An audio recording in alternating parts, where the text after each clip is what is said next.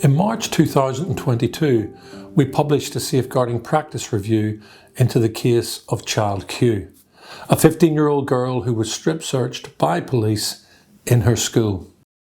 The search is actually known as an MTIP, a more thorough search that exposes intimate parts. On that day, teachers thought that Child Q smelt of cannabis. They'd already searched her bag, her blazer, her scarf and shoes, but they had found nothing, so they called the police. When the search took place, no appropriate adult was present. Teachers remained outside the room, and Child Q's mum wasn't contacted in advance. No drugs were found. The review that followed made 8 findings and 14 recommendations. Since that review was published, Hackney's Mayor asked me to provide an update report to evaluate the progress that had been made in response to the review, and this was released on the 20th of June 2023. It's the Child Q update report. It's over 100 pages in length and includes an additional 13 recommendations. So how did we go about this? We listened. I spoke to nearly 100 children, considered their feedback from parents, from carers, from Hackney grassroots community organisations and youth advocacy services and groups right across the borough. For most adults, the incident involving Child Q caused real shock, disbelief and fear. From young people, many felt no sense of shock, and that surprised me. For many of them, it was just another black child being treated unfairly by the police. And critically, they saw parallels in what had happened to Child Q in the broadest sense in their own lives. Their comments spoke to their own experiences with the police and to what some saw as really insensitive practices within some schools regarding discipline, welfare and racism. Many adults and community leaders simply mirrored these concerns, focusing on racial trauma and well-being. We know that there are many more children in Hackney who we haven't spoken to yet, and there are recommendations in the update report about how we might do this in the future. One example is the use of a borough-wide survey on how children feel. Do they feel safe and respected in school? What do they feel about discipline and welfare? Is it delivered in the context of fairness? A key part of the review was looking back at the first set of recommendations and the action plan about progress. So this update report covers in detail the steps that have been taken responding to the initial 14 recommendations. And I can say that overall, progress has been made on many fronts, but there's still a lot of work to do. The good news is that not one child in Hackney has been subjected to an MTIP search, a strip search, since the Child Q report was published. And across London, there's been a 45% reduction in these searches. There's also been an improvement in the number of appropriate adults that are engaged, although there's still room for improvement here as well.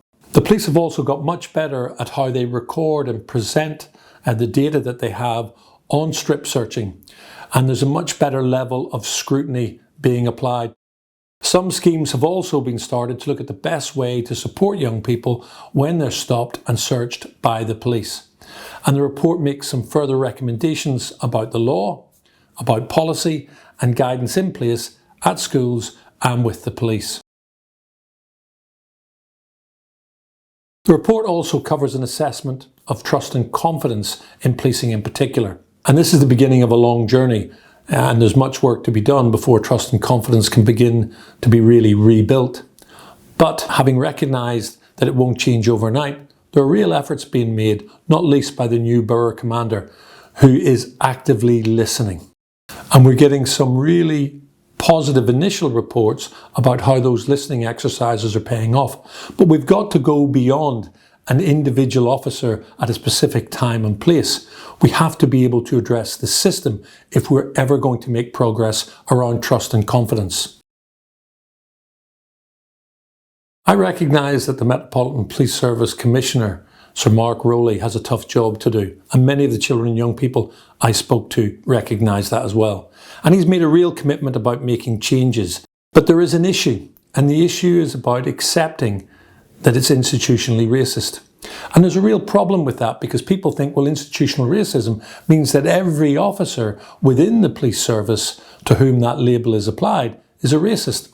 That just isn't true. What institutional racism, however, does mean is that we're recognising the process, the systems, the history, the incidents of the past, which all normalise and approach normalised behaviour. And it's a behaviour and its practices that alienate many young people, young black people in particular. So this is about recognising the system and where it is and what needs to change within that.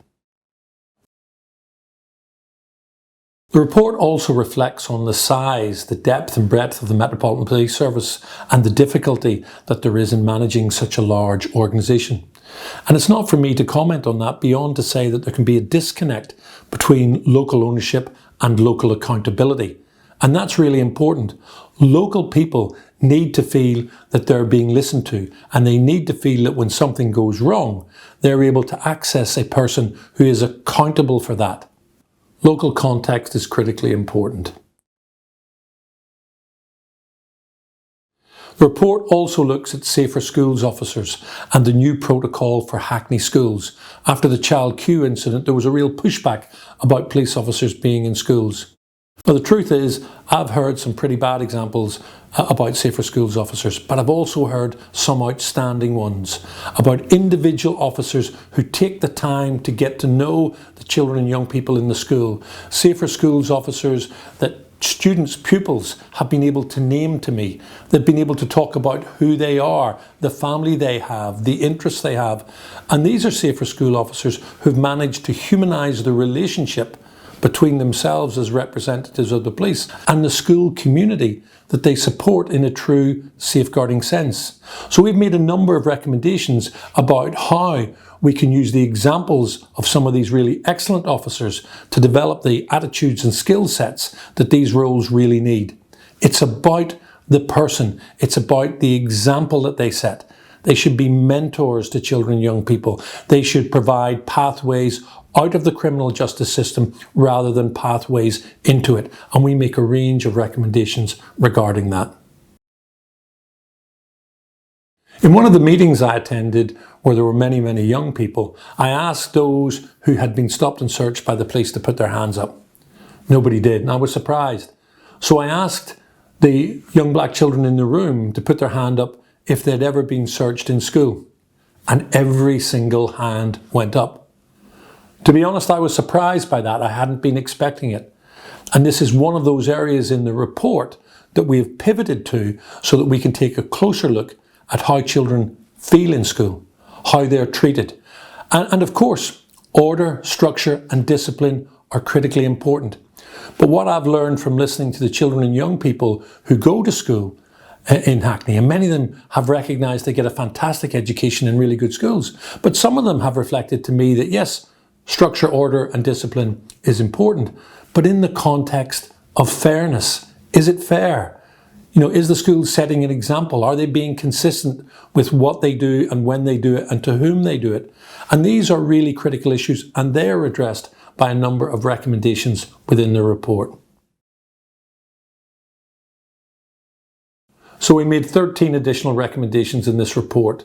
The first was that the Mayor of Hackney should develop a plan to oversee the work tackling racism and how all of the agencies are working together to build trust and confidence with residents. And it's really important that that is done properly. Recommendation 2 is that head teachers should agree the list of items that should be considered as prohibited in Hackney schools. Uniformity of approach, consistency in that respect is really important.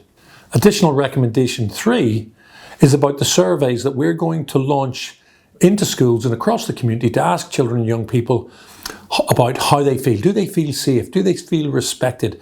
Are they living in an environment where they feel safeguarded? We heard some great ideas from young people, and additional recommendation number 4 is about how we involve children and young people themselves in a process that helps us assess organisations and their commitment to the safeguarding arrangements. So we're going to involve young people in the visits that we do and the inspections that we carry out. We've asked the government to reword the guidance on searching, screening and confiscation. And we've said Ofsted should regularly look at this when they inspect a school. Additional recommendation number 7 is about those rare circumstances in which a strip search of a child might be needed, and they will be very rare and exceptional. We've said the police should do this at a police station rather than at a school or elsewhere in the community. This recommendation, I've no doubt, seems a little bit strange.